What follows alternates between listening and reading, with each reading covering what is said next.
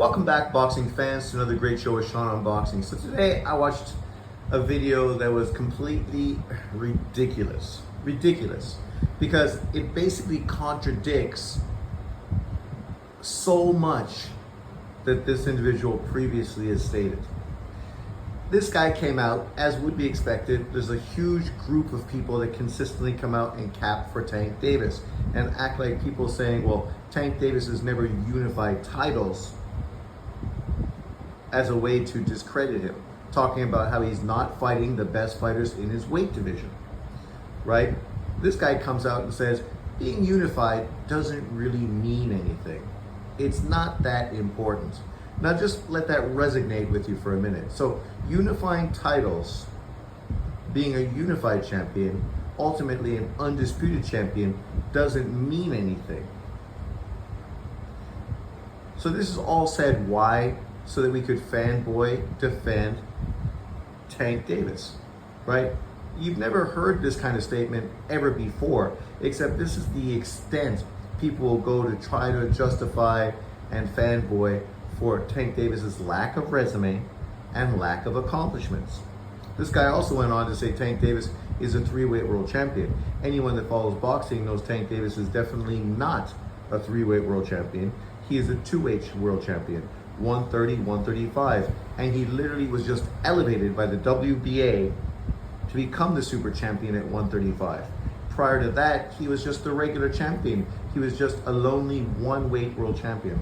Because as we know, because of Golovkin haters who don't want to give Golovkin credit for defending and breaking Bernard Hopkins' record of most middleweight title defenses in history by doing that representing a regular WBA title. So if that's the case, then you can't give Tank Davis credit for being a regular 135 and regular 140-pound champion. Today, he is definitely only a two-weight world champion, and to do the second weight, he didn't even beat a champion to do that, which, you know, is pretty normal today because there are so many belts. But let's get back to the original point, which is that unification fights don't really matter. The irony with this statement is this individual likes to praise Devin Haney and Jermell Charlo for doing what? For becoming unified champions, right? These two guys became undisputed, one at 135, one at 154, right? And they get praised and their level of accolades is, you know, thrown on them. Whereas, of course, Inui was just chasing titles. You can see the blatant double standard. Inui's chasing titles, but Charlo and Haney, they're fighting for greatness. You can't make this kind of shit up, right? I praise both Charlo and Haney for doing what most fighters today don't do, which is become undisputed. Pacquiao, Mayweather, Andre Ward, three great fighters from the past era. None of them were able to accomplish that. Roy Jones, he did it, right? So you go back to Roy Jones, a past great, he was able to accomplish that, right? Obviously, B-Hop accomplished it as well, right? So it is a huge accolade, and that's why people are praising Bud Crawford so much. Even though many people question his resume, you can't question his accolades. You can't question what he's literally done in the ring, which has become a two-time undisputed champion, right, in two different weight divisions, as well as being a four-weight world champion, right? The irony is this guy tried to praise Tank Davis for being a three-weight world champion, but this same individual gives Roman Gonzalez no credit for being a four-weight world champion, gives Inui no credit for being a four-weight world champion, gives Canelo Alvarez no credit for being a four-weight world champion, gives Lomachenko very little credit for being a three-weight world champion. And we know there's ways you can become multiple weight champions. You can literally pick and choose your opponents at weight classes and take the lightest touch available. So me, for one, I could become pro at 135, right? Fight a guy who just won a vacant title, never fought anybody legitimate, but is connected to the right promoter. I go in there, I beat him, I'm now a one-weight world champion. It's kind of how many top-ranked fighters get their first world title. You can see Shakur Stevens obviously won a vacant title at 126, right? Navarrete. This is pretty normal for Top Rank. It's the way they bring guys up, giving them that title, allowing them to make more money, giving them more promotional value, right? And then so from 135, then I go to 140. I go to 140, I fight the weakest touch at 140. I beat him. Then I move to 147. I fight the weakest touch at 147. So now I'm a 3-weight world champion. Am I pound for pound? Even though I fought 3 guys who aren't considered pound for pound, 3 guys who aren't even considered top 5 in their weight division. Because often that's what happens. Guys fight guys that are champions, but not even considered top 5 in their own weight division. Example of that is when Adrian Broner jumped up to face Paulie Malignaggi. Paulie Malignaggi was in the bottom of the 147-pound rankings because at that time, the 147-pound division was really, really strong. Paulie was seen as a small fighter with no power that couldn't beat any of the other top guys in the division, but he'd won a title, right? So Broner moved up and fought him and beat him, right? And became a 4-weight world champion by beating Paulie Malignaggi. And nothing against Paulie Malignaggi, but at 147 pounds, nobody saw Paulie Malignaggi as an all-time great, a superstar fighter, or even elite. We saw him get decimated when he stepped up against elite fighter Cotto, right? So this just shows you the importance of unification, right? When you unify titles, what it means is you're fighting the other best fighters in the division, right? That's what you're doing. Because often, we'll use 135 as an example, often the best fighters in the division are the champions, which means you can't be mandated to fight them, which means you can hold your title and consistently fight mediocre opposition and never fight another great fighter in your division. Deontay Wilder is the perfect example of that. He won his title off of Bremain Stiverne, who won a vacant title. He beat Bremain Stiverne and then went on Bum of the Month sort of tour, right? Fighting a bunch of guys that were ranked by the WBC. So that's 15 guys ranked in the WBC. Most of them not considered top 10 heavyweights, right? And you can go through his resume and look for yourself and tell me which of those guys he fought at that time were considered top 10 fighters. And you literally have to go all the way up to Ortiz, right? Ortiz is the only consensus top 10 heavyweight fighter that Deontay Wilder fought to defend his title. He did it twice. So congratulations, those are 2 very solid, very good wins on Deontay Wilder's resume.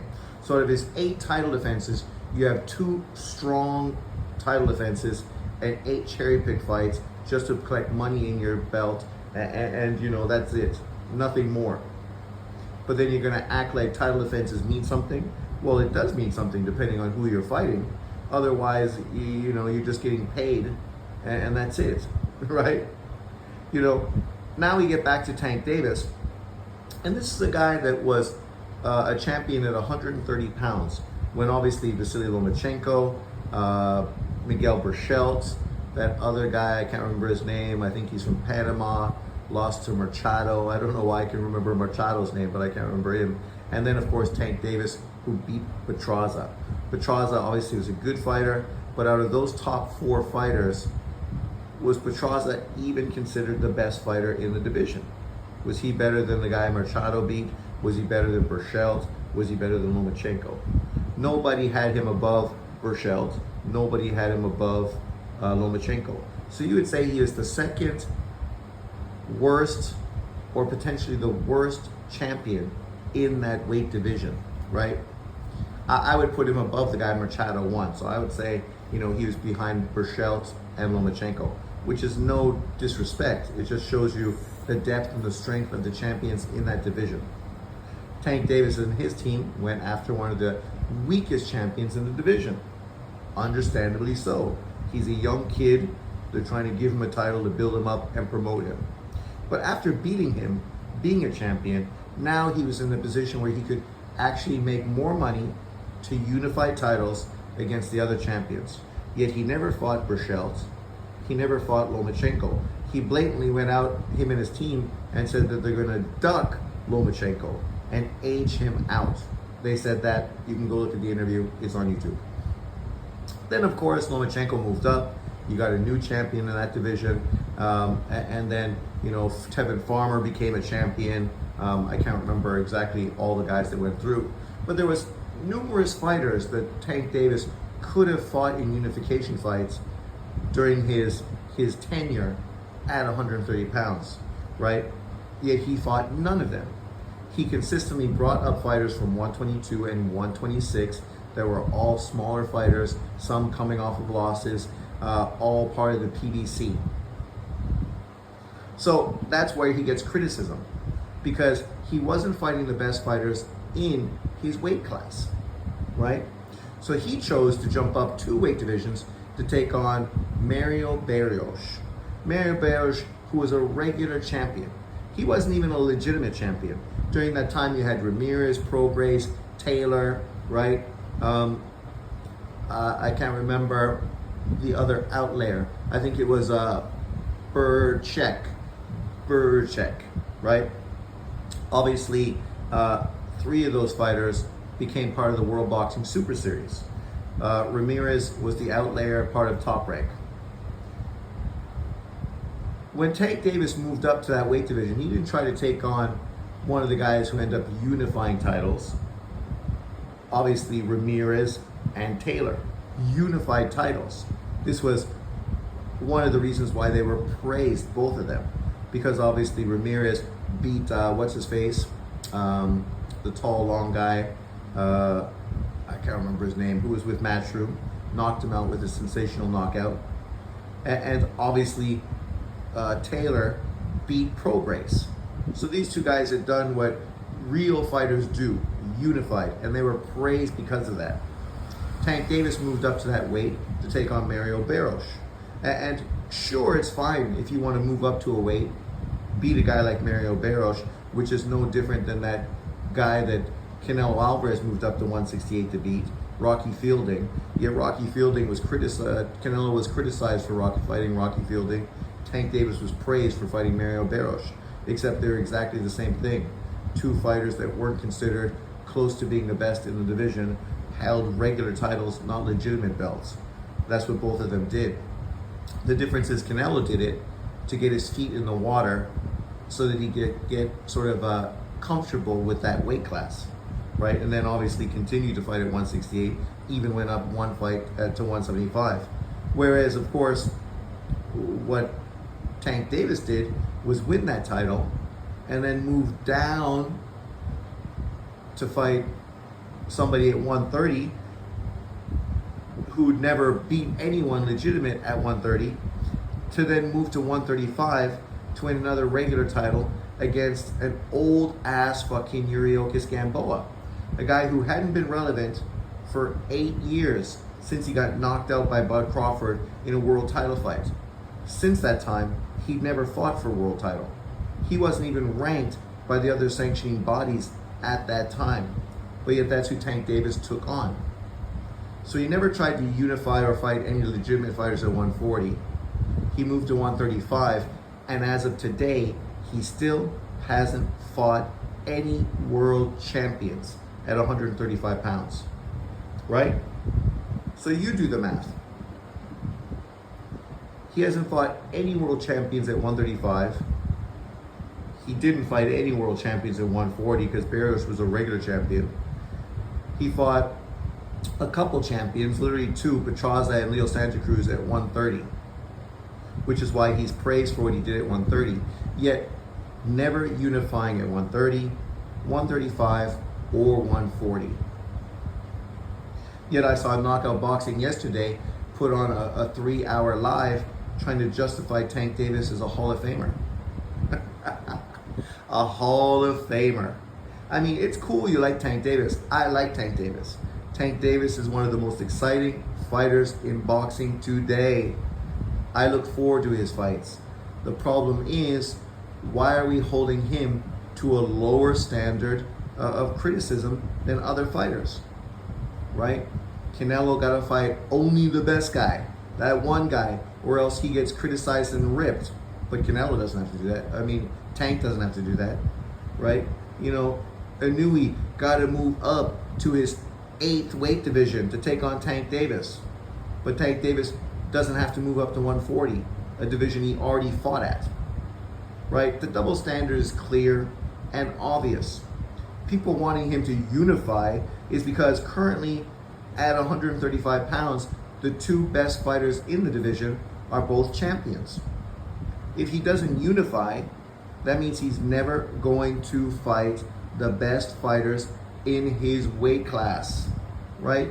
And that's why people want to see fighters unified. That's why we just pushed for Beterbiev and Bivol to make an undisputed unification fight. It's ironic because the same person defending Tank Davis shit all over Beterbiev and Bivol because they weren't making the undisputed fight a while ago, even for that fight to obviously end up happening. And I don't see him praising those fighters for doing something, right? Something that obviously he wanted them to do, expected them to do, and you know, boxing fans expected them to do. Kind of like Fury and Usyk. Again, undisputed unification fight. But Tank Davis doesn't need to do that. He doesn't need to do what other top fighters do to prove they're great. I mean, if you look currently at the top 10 pound for pound list, let's go from the top down, look at how many fighters are unified champions, right? And take it from there. So Bud Crawford, you can put him at number 1, 4-weight world champion, 2-weight undisputed. Alexander Usyk at number 2, 2-weight undisputed world champion. At number 3, the monster, Inui, 4-weight champion, 2-weight undisputed champion, right? Then you move to number 4, Artur Beterbiev, 1 division champion, undisputed. Then you go to number 5, Canelo Alvarez, 4-weight world champion, 1-weight undisputed. Like right there in the top 5, you can clearly see why these fighters are getting the praise, the attention that they deserve. Because not only are they winning in multiple divisions for most part, but they're also unifying, ultimately unifying every single title to become undisputed, right? Prior to this, Bivol was considered a top 10 pound for pound fighter. He's still on my pound for pound list, but obviously after losing to Beterbiev, he slides down behind Tank Davis and Junto Nakatani and Bam Rodriguez to number 9 on the list. He was a 1 belt, 1 weight world champion. Obviously, what elevated him was his resume and his title defenses, right? But he was never considered a top 5 pound for pound fighter because he didn't do what's expected of fighters to do. If he would have beat Artur Beterbiev and become undisputed at 175, he would be there at number 4 on this list, right? Above Canelo, who he already beat. Then you think of Tank Davis. He's high on my list because I respect him and I'm a fan of his. You know, of course, people that consistently make this about race, they're going to ignore that. But the reason he's number 6 on my list is because I like him. I respect him. The problem I have is that he's not respecting the fans. He's not doing what every other top fighter in boxing needs to do, right? Then we get to number 7, Bam Rodriguez. Bam Rodriguez is a 2-weight world champion who's unified. He unified against Sonny Edwards, right? Which was a huge fight and a dominant performance. And what he's trying to do now at 115 is unify against the other champions in the division. He could move up to his 4th weight division, right? Would it be his 4th, so his 3rd weight division, and try to take on a Junto Nakatani, which would be a huge fight as well. And then you look at him going through 3 weight divisions and then taking on a guy currently ranked in the pound for pound list. That would be great. and a win over him, I would put him above Canelo Alvarez on my pound for pound list. Just like I put Junta Nakatani above Canelo Alvarez on my pound for pound list, and thus above Tank Davis as well. Then I have Junta Nakatani at number 8, a 3-weight world champion who right now is chasing an undisputed pound for pound fighter in Inui in his 4th division. So he could do what Canelo Alvarez did, which is become a 4-weight world champion and undisputed in 1-weight division if he beats Inui, right? That's historic. And then at number 10, I got Vasily Lomachenko, who obviously is a 3-weight world champion and previously has been a 3-belt unified champion. You could put Shakur, you could put Devin Haney on that list as well. You could put Ken Shiro. He also deserves to be in the conversation. So there you go. There's 3 other fighters you could put on the list. Up to you. Obviously, we know that Ken Shiro is currently a 2-weight champion and was unified at his previous division. We know that Shakur Stevenson is currently a 3-weight world champion, was previously unified in his last division. Devin Haney obviously currently, is a 2-weight world champion, obviously was undisputed at 135. So you can see why we praise guys and give them accolades and really push accomplishments, right? And why unifying titles is important. It's always been important. I remember watching Sugar Ray Leonard versus Tommy Hearns to become undisputed WBA, WBC champions, only 2 belts at that time. And I remember that fight, and it was one of the biggest fights in boxing history. Everybody was looking forward to that because there was an underground movement for Tommy Hearns, right? Who was not the popular fighter, but he was the hardcore boxing fans' favorite fighter.